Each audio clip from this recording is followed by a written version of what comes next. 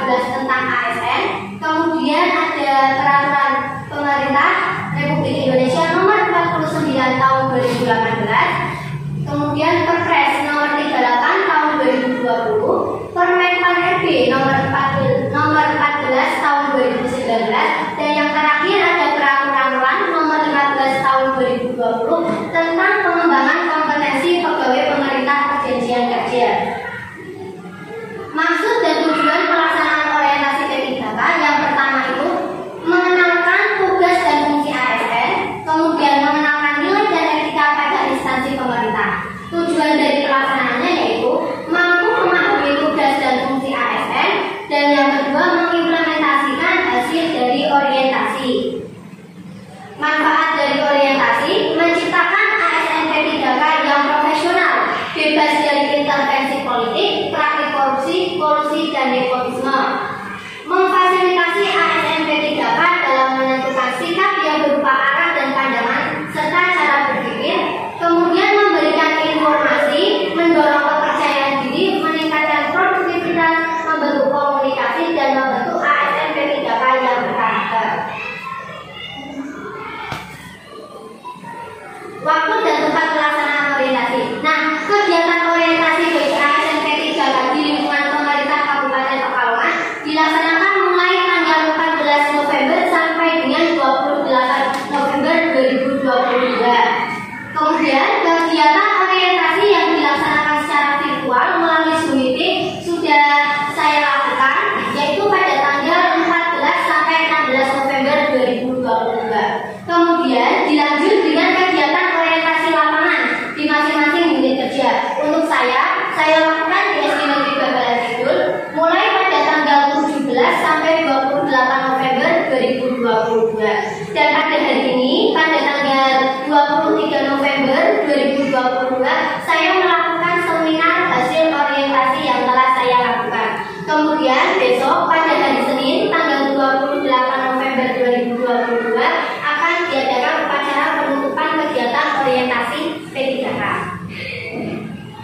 Yang pertama, dari yang sudah saya dapatkan dari pelaksanaan orientasi mengenai nilai dan etika dari pemerintah Kabupaten Pekalongan.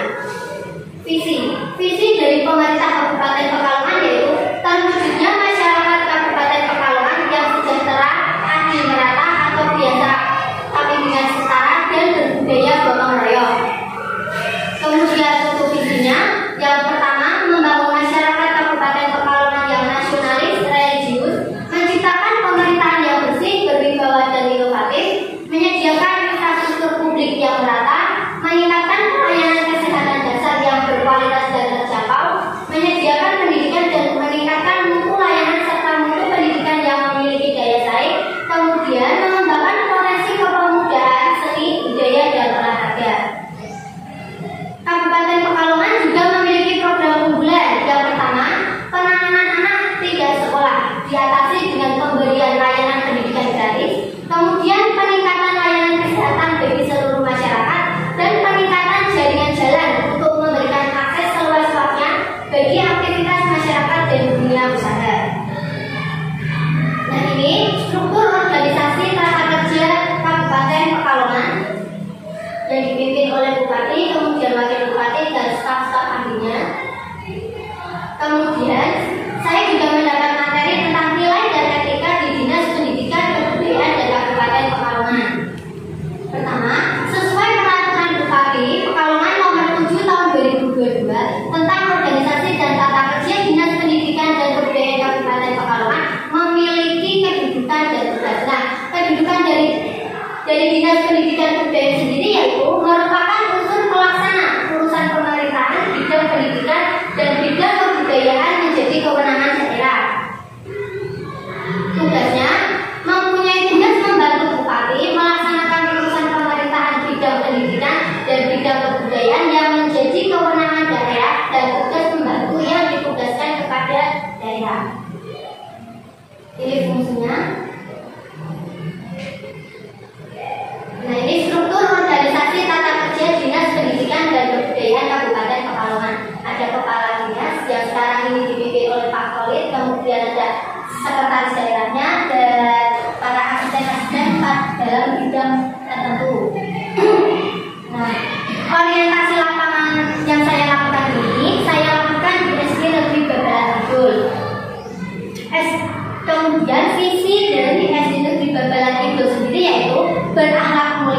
cerdas, dan unggul dalam prestasi berdasarkan iman dan takwa. Kemudian, SD Negeri Babalan Kidul juga mempunyai misi.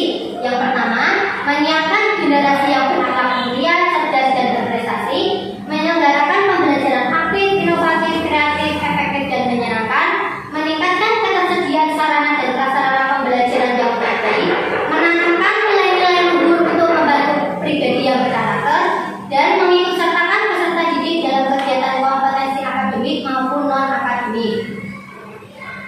Ini struktur organisasi tata kerja dari SD Negeri Babalan Kidul.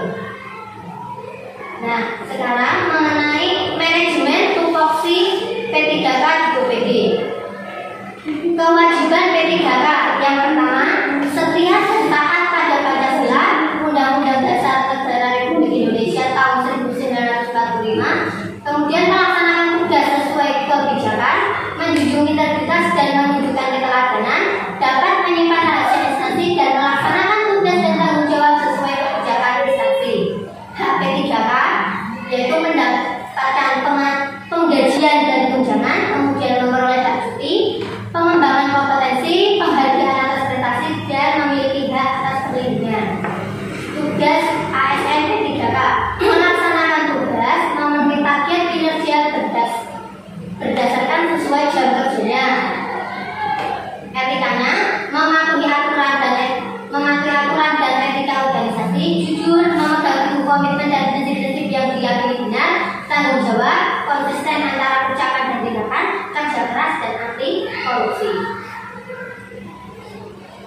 Nah, kemudian karena saya ini sebagai P3K guru, maka saya memiliki tugas pokok. Yang pertama, sebagai guru harus merencanakan, kemudian dari merencanakan dilaksanakan dan mengevaluasi, menganalisis, kemudian ditindaklanjut yang berupa remedi atau pengalihan. Kemudian saya pun juga mendapat tugas tambahan dari sekolah.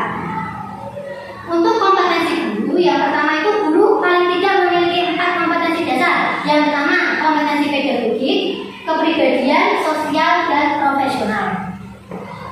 Nah, untuk rencana kerja yang saya lakukan selama orientasi lapangan di SD Negeri Babalan Kidul, yang pertama, saya mempunyai kegiatan yang berupa membuat bahan ajar kelas 3 SD dengan berorientasi kearifan lokal Kabupaten Pekalongan, yang mana nanti bahan ajar ini bisa digunakan untuk pembelajaran di semester 2, yaitu di tema 6. Maksud dari saya membuat bahan ajar kelas 3 SD ini yaitu terciptanya bahan ajar berbasis kearifan lokal Kabupaten Pekalongan yang bisa digunakan sebagai bahan pelengkap belajar peserta didik secara kontekstual.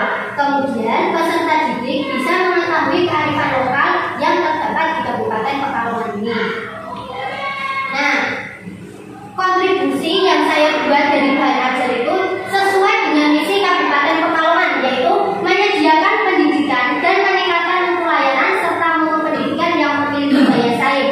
Kemudian secara tidak langsung bisa mengembangkan potensi lokal atau wisata yang ada di Kabupaten Pekalongan sehingga bisa membantu terwujudnya visi Kabupaten Pekalongan yaitu sejahtera. Untuk rencana kerja yang kedua yang akan saya buat yaitu berupa alat perang gajah.